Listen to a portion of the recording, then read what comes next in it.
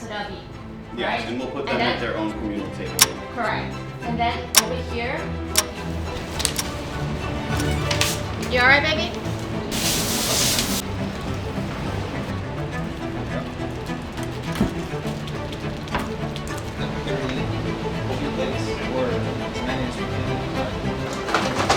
Yeah, it's great. Could be a bit old, but want to share with other people.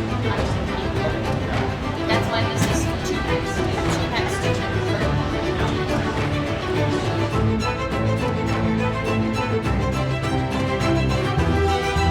And then at the end of it, everyone will get a little Chinese New Year gift because traditional Chinese New Year, we're going to give everyone a little New Year gift.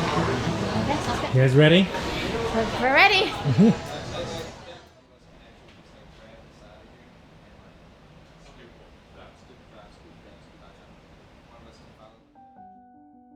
Why I love working with Mike? Definitely the comfort that I have. The honesty that we can both share with each other is amazing, and we're just so comfortable with telling each other what to do, more or less. It's like working with him, I have to turn on like a professional mode where I have to focus on the craft that I was doing, the baking I was doing, so I don't mess it up. But then in the meantime, I'm not missing out time being with someone I care for, someone that I think about all the time. And at the same time, we have room to care for each other, even though we're cooking, working, organizing, planning. It all kind of, it just gives us another avenue to share time together. So it comes together, and that makes it very convenient and very comforting. It just makes working seems like I'm not losing time with him, instead I'm gaining time with him and never miss a time with him. So I like that a lot. Yeah.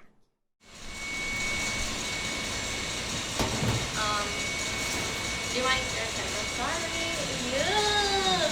What do I like working? What do I like working? My husband giving me shit.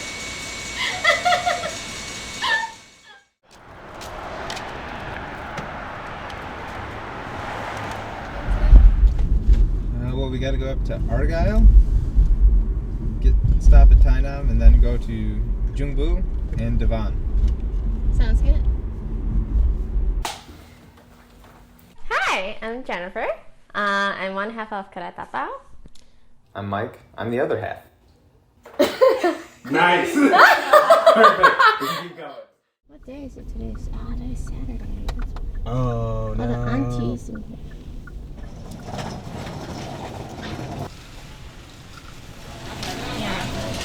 I know it's so busy because we met in 2017, September. I was presented a job opportunity in Chicago. Like, this restaurant was like, we love having you over for a stage to see if we can further a job opportunity.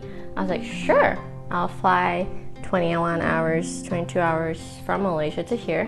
I arrived on that day and that thing fell out, so I didn't have a stage that day when I flew in. I was like, okay, what should I do? I should explore Chicago. And I just went on an entire day exploring Chicago. I didn't want to tell my parents what happened, that the plan had failed, kind of a thing. And I went back to my Airbnb, and my Airbnb host was like, well, how was it going? And I was like, well, that didn't happen. And then they're like, well, you should go down the street just a couple doors next to the one that I originally were gonna be at. They have like a bakery. I was like, oh really? I should check them out. And Mike was working there. I went in there, had the interview.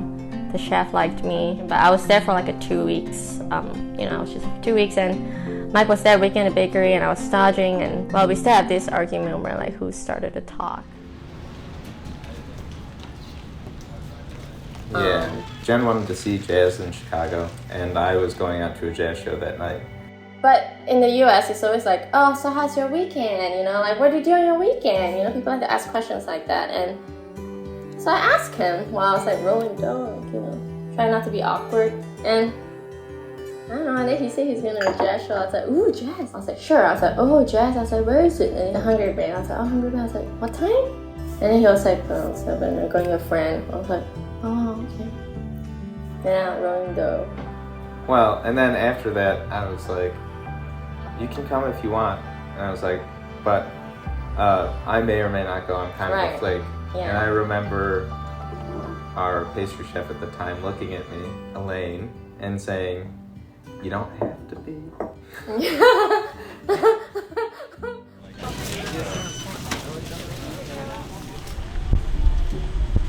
And then like on the day itself, like I texted him or something. Mm-hmm. We just texted and he was, "Are you still on for this?" I was like, "Yeah." And then he was like, "My friend has decided not to join." Yeah. And I was like, "Oh." That was completely unintentional. He just was like, "Sorry, I can't go out tonight." And I was like, "Oh, okay, cool." So then it was just us two. We had a good talk that we were not really paying attention to the jazz show. We were talking so much about like life philosophy and just what we think certain things. It's just like our opinions on. So it's like really deep stuff, and that's really how we started clicking. And then the next day, we went Chinatown for dinner, and then he was gonna send me. And I was like, "Have you seen Chicago nightlife?" I remember in the car. He was like, "Have you seen Chicago night view?" I was like, "No." He was like, "Do you want to do it?" I was like, "Sure." And then we went to a rooftop bar. And then she it was paid because for of my the London and house. then she paid for my drink. Yeah, because I was like, well, it's a small gesture I could do because this person is like, driving me around trying to show me what Chicago is. And I was like, can't I at least buy you a drink? It was $40 for a cocktail. I was gonna say and it was very expensive, and I was when I offered that, I was like, like, yeah, and I tried to because I was like, yeah, it's fine. And then we talked the night away, and the rest is history. yeah.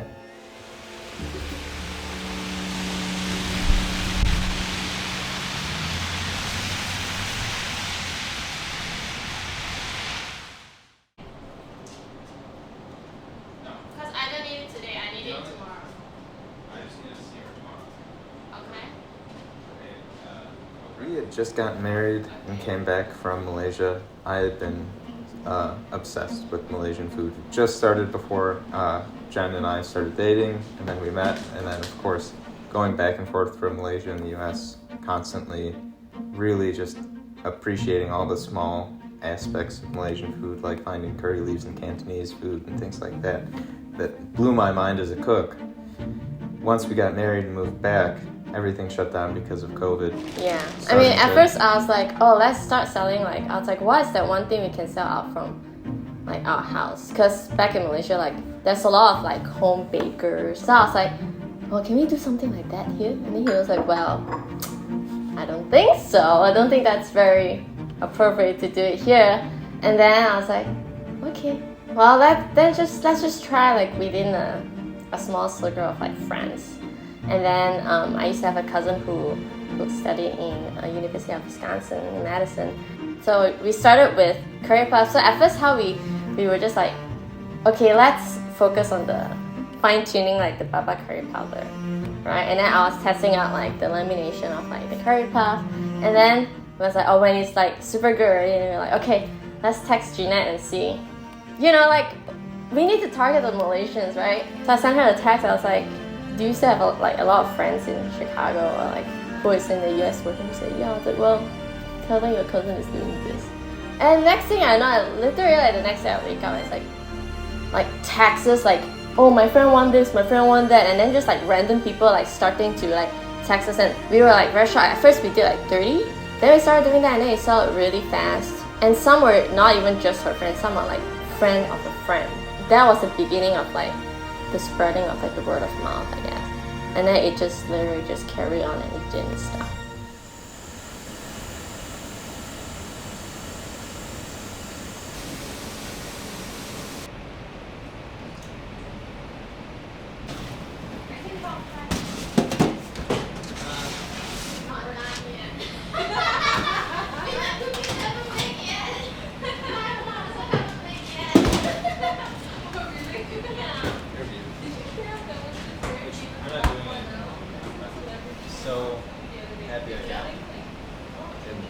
I remember when we first did the curry puff thing, I was like, oh, if this is going to take off, we have to continue to do it. And we have to really push. Then it's an opportunity to just keep growing this thing that we had maybe further off in our heads as a possibility in the future. I was like, well, if it's taking off now, then we should just go with it. I mean, at the time, because it was COVID, he was being laid off. And there's an Indian restaurant called Rue. Mike was, one of my friends was working there, and he kind of like, well, do you want to work instead? And Mike was like, yeah, sure. And it definitely helped sprung like Kedai Tapao in terms of like how we begin to get bigger, because we literally got a bit bigger, and then we told him like we have this pop-up that we do out from home, like people come pick up from our house. And then he was like, oh, why don't you just use our kitchen upstairs when it's during the wee hours when no one's working? And we tried that. It was very tiring because the wee hours means we start at 3 in the morning, and then we'll prep until like 11, and then one of our Mike's good friend would help us to like volunteer to like deliver to some certain areas, because somebody got to start sending these food out, otherwise we don't even have space to put all these things. And then at 12 we will like leave the kitchen already, and then we start delivering, and we deliver around pretty much around Chicago. Down to Hyde Park, and then all the way up to UIC, Edgewater, Evanston, just about Evanston. Yeah. Really. We were incrementally getting larger and taking every step we could to continue to grow. So initially we started at our home, and then we moved to the Root Kitchen, and we started doing deliveries. And once we were doing deliveries, I started hiring my friends to come help us out. And then once that kind of capped off, we reached out to a few different people, and then we found friends with Superkhana and through Jason from Lula. And once we got to that point, we had a consistent kitchen one day a week that we would be able to do takeout, delivery, and then we started doing catering on the off days as well. So we. But that's because the request came in. Because we more were people also started. Like, oh my god, people want us out of our business hours.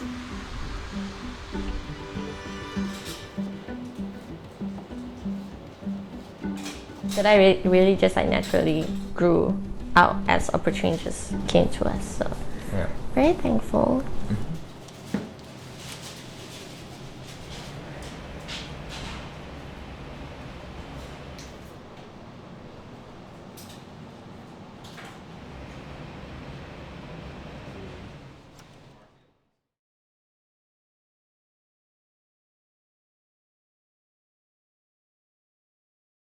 Bring us back to service on Tuesday. It's always a mad dash to the finish line, regardless of how much you prepped ahead of time or how much prep sheet we have planned prior to the week to the one until the day it happens. Like how many conversations you've had with the cooks prior. Every time we do a pop-up, it's a new experience because we don't have service every day. So it's not something that you can track as much. We also often have different employees and dishes. We try to keep things fresh and new, sometimes at a detriment to ourselves. However, I don't think we would really have it any other way.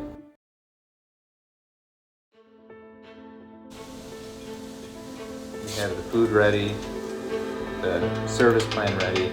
By the time that we plan to open, it's kind of just like playing a concert or being in front of a crowd of people. Like there's a tension that happens, and that's kind of probably why we do it.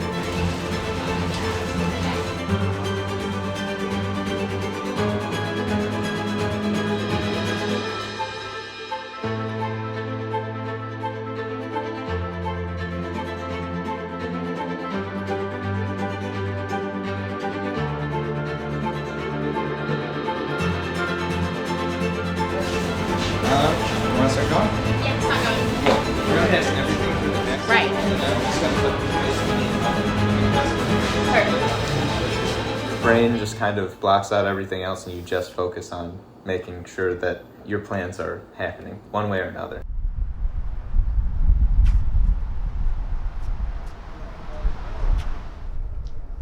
The service you plan on giving them is a certain way in your head, and if they bite and accept that and also appreciate it for what it is, then you'll have a good night. Like the other night, having so many people appreciate the format of our dinner service. Yeah.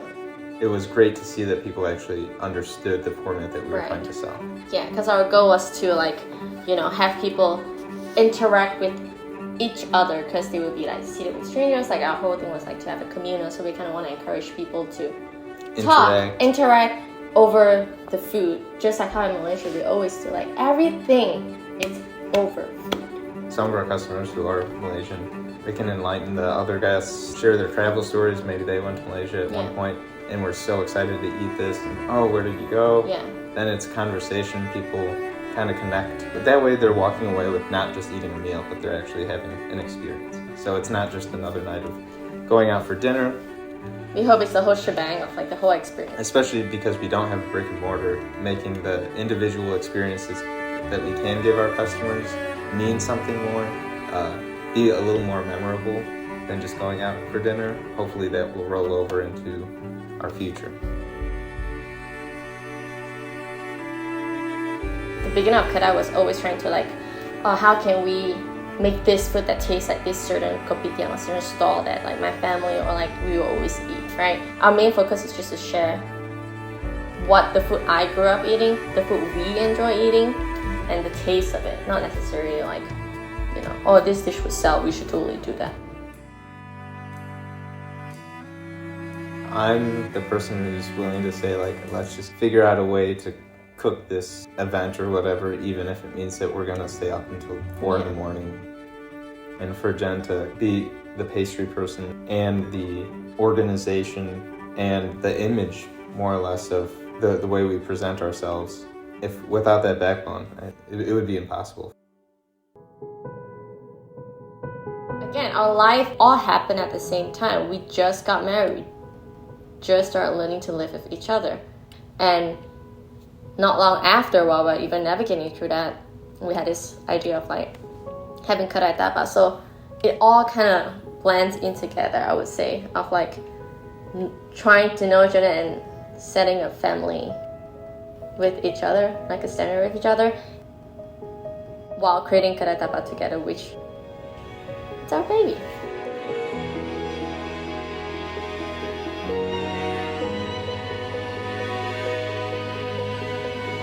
Like Kedai would not happen without him, and it would not happen without me. There's no possible way it would function in any other way.